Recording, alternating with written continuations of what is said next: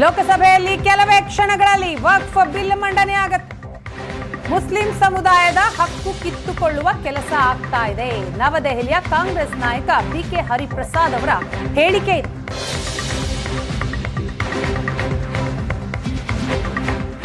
1913ನೇ ಇಸ್ವಿನಲ್ಲಿ ಬ್ರಿಟಿಷರು ಮಾಡಿರ್ತಕ್ಕಂಥ ಈ ವಕ್ಫ್ ಬೋರ್ಡ್ನಲ್ಲಿ ಆ ಮುಸ್ಲಿಮರ ಪ್ರಾಪರ್ಟಿ ಏನಿದೆ, ಅಂದರೆ ಆಸ್ತಿ ಪಾಸ್ತಿ ಏನಿದೆ, ಅದನ್ನು ಕಾಪಾಡ್ತಕ್ಕಂಥ ಕೆಲಸ.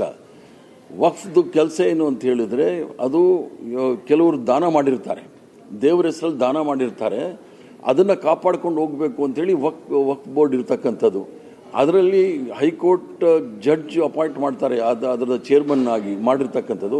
ಇವೆಲ್ಲ ಭಾಳ ಸ್ಪಷ್ಟವಾಗಿದೆ. 1913ರಲ್ಲಿ ಡಾಕ್ಟರ್ ಮನಮೋಹನ್ ಸಿಂಗ್ ಇದ್ದವರು ಸಹ ಒಂದು ಕೆಲವು ತಿದ್ದುಪಡಿಗಳನ್ನು ಮಾಡಿ ಅದನ್ನು ಭಾಳ ಸ್ಪಷ್ಟವಾಗಿ ಸರಳೀಕರಣ ಮಾಡಿರ್ತಕ್ಕಂಥದ್ದು ನಾವು ನೋಡಿದ್ವಿ. ಆದರೆ ದೇಶದಲ್ಲಿರ್ತಕ್ಕಂಥ ಭಯಾನಕವಾದ ಸಮಸ್ಯೆಗಳನ್ನು कार्य मंत्रणा समिति के 9वें प्रतिवेदन से सहमत है।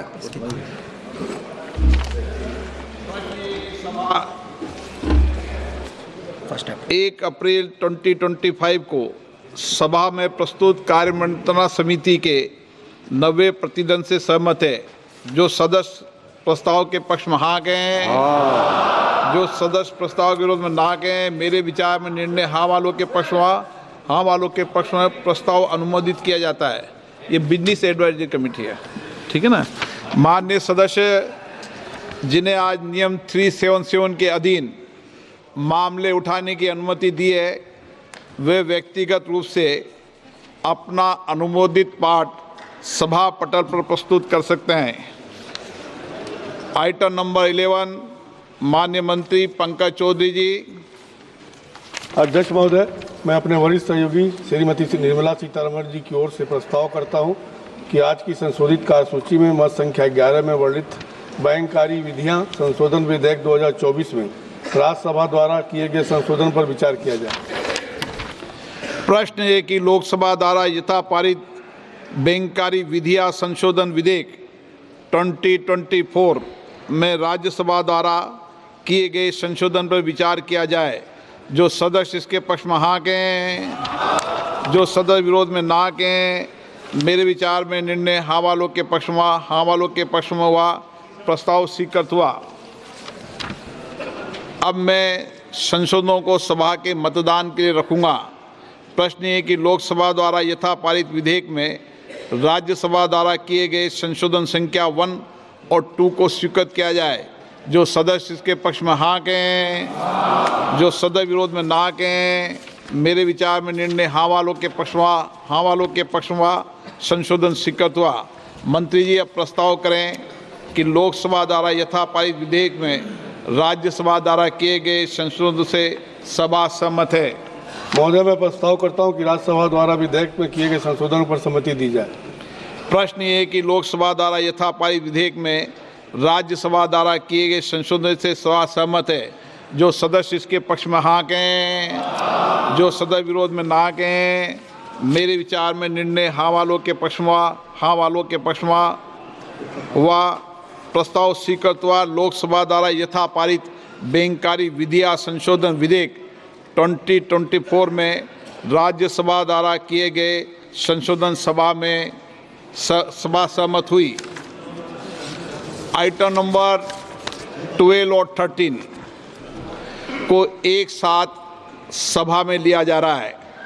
वक्फ संशोधन विधेयक 2025 संयुक्त समिति द्वारा यथा प्रतिवेदित और मुसलमान वक्फ निरसन विधेयक 2024। माननीय मंत्री किरण रिजिजू जी।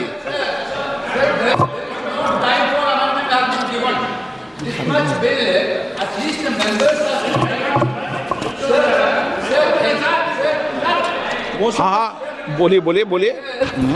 This type of bill, when you are bringing it to the house, at least the members has to have the power to give amendments.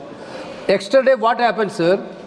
This bill has been brought into the notice of member only around afternoon. Then the amendment time will be ceased till 3:30. Then how can the members who move amendments, sir? This is basically, you are actually bulldozing the legislation, sir. This type of legislation bulldozing is not happening in this house, sir. Sir, members has to go. Then why that, sir? You need to give time for amendment, sir. Sir, there are several provisions to be given amendment. There is no time at all. Okay आप सुनिए, आप बैठिए, एक विषय मैं दे दूं। माननीय सदस्यगण, मैंने सभी जो गैर सरकारी माननीय सदस्यों के जो भी संशोधन प्रस्ताव थे वह और सरकारी संशोधन प्रस्ताव दोनों को बराबर का समय दिया है। मैंने ऐसा नहीं किया कि आपके मैंने सबको, मैंने जितना भी समय गैर सरकारी संशोधन को दिया है उतना ही समय सरकारी संशोधनों को दिया है। मैंने दोनों में कोई अंतर नहीं किया गया है। मंत्री जी को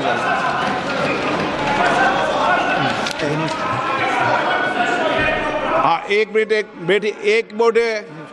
एन के प्रेमचंद्र जी, आप बता दीजिए। Sir, my point of order is relating to Rule 80, Clause 1 of the Rules of Procedure and Conduct of Business, and under Rule 376 of the Rules of Procedure, and also colon sector, page 650. Sir, now this House is considering a bill, Waqf Amendment Bill 2024, as reported by the Joint Committee, Parliamentary Joint Committee. We are not discussing the original bill. It is as reported by the Joint Parliamentary Committee. My definite question to the Honorable Speaker, sir, is whether the Joint Parliamentary Committee has the right to incorporate new provisions in the bill.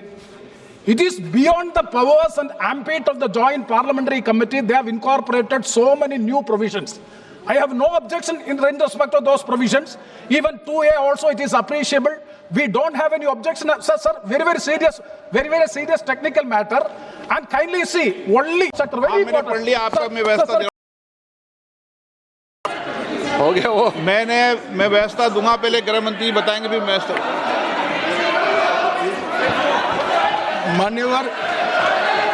माननीय इनको पढ़ लें दो पूरा, एक minute इनको पढ़ लें दो। आप पढ़ लो, आप पूरा पढ़ लो।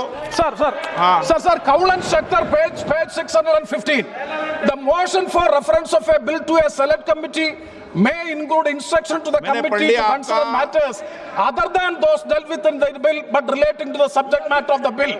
Instruction to the committee for amendments of such sections of the Parent Act as are not covered by the amending bill, whenever given, are to be specific and clear, unquote. Okay. That means unless and until the House specifically directed to go into this, they have no right to make new provisions in the bill.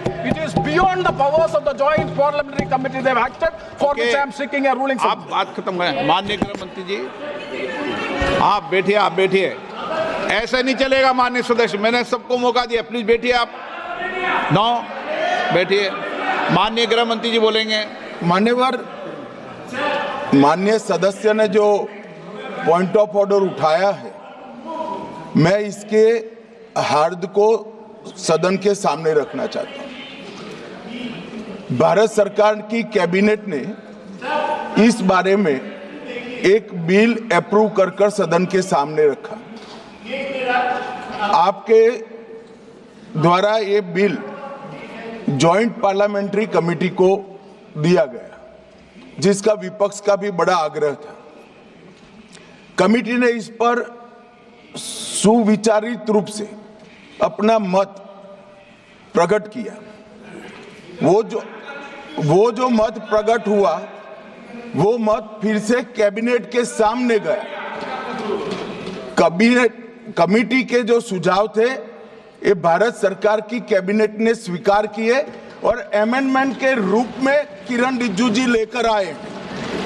ये तभी होता है जब ये official amendment cabinet की अनुमोदन के बगैर आता है।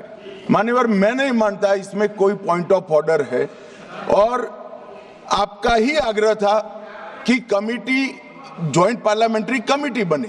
अगर कमेटी ने कोई बदलाव ही नहीं करने हैं तो ये कांग्रेस जैसी कमेटियां नहीं, हमारी लोकतांत्रिक कमेटी है मान्यवर, जो दिमाग चलाती है। कांग्रेस के जमाने में कमेटियां होती थी जो थप्पा लगाती थी। हमारी कमेटी चर्चा करती है, चर्चा के आधार पर विचार करती है और परिवर्तन करती है। अगर परिवर्तन को स्वीकार ही नहीं करना है तो कमेटी काहे को लिए है भाई?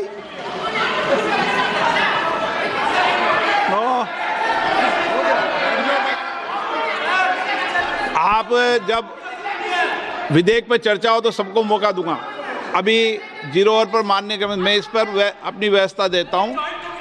माननीय सदस्यगण श्री N.K. प्रेमचंद्रन जी ने जो प्रश्न उठाया है वक्फ संशोधन विधेयक 2025 पर संयुक्त समिति में विधेयक कुछ खंड जोड़ दिए गए जो विधेयक के दायरे से बाहर हैं।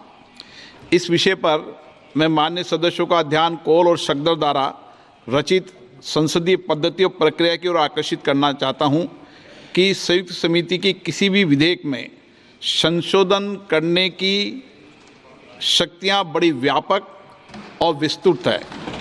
समिति किसी भी विधेयक में पूर्ण रूप से संशोधन कर सकती है या उसको पूर्णतः नया प्रारूप तैयार कर सकती है तथा विधेयक के सिद्धांत में परिवर्तन किए बिना उसका पूरा नाम और संक्षिप्त नाम भी बदल सकती है।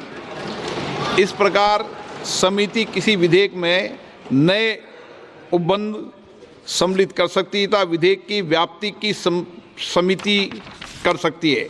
विगत में कई संयुक्त समितियों ने विधेयकों में ऐसे संशोधन किए हैं। श्री किरण रिजिजू जी।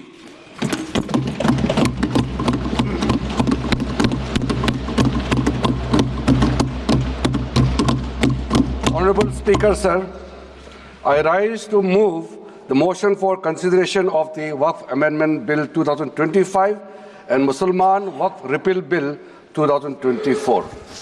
अध्यक्ष महोदय जी, आपने जो रूलिंग दिया है जेपीसी के बारे में जिक्र किया है, उसी के साथ साथ जुड़ते हुए एक मिनट किरण जी, एक मिनट श्री सौगत राय जी संशोधन संख्या 108 को प्रस्तुत करें। आप बोल रहे थे ना? Under Rule 77(2) of the Rules of Procedure, I propose that the Waqf Amendment Bill 2025 be recommitted for the purpose of eliciting further opinion thereon. Okay, माननीय मंत्री जी अब 12 और 16 पर अपना वक्तव्य दें।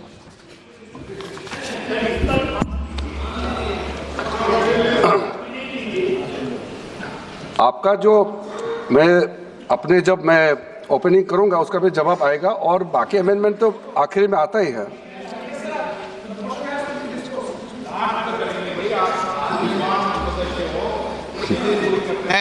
चलिए माननीय मंत्री जी।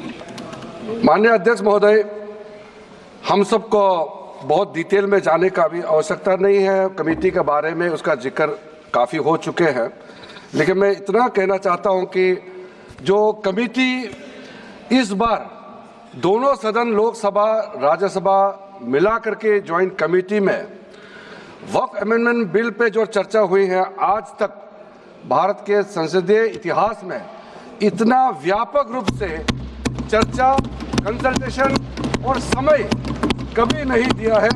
इसलिए मैं जो ज्वाइंट कमेटी में जितने मेंबर्स दोनों सदनों के लोकसभा और राज्यसभा में जो सदस्य उस कमेटी में थे, मेरे तरफ से सरकार की ओर से मैं धन्यवाद देता हूं, अभिनंदन करना चाहता हूं। अध्यक्ष महोदय जी, कुल मिलाकर के 97,27,772 याचिकाएं ऑनलाइन, फिजिकल, मेमोरेंडम के रूप में, रिक्वेस्ट के रूप में और सुझाव के रूप में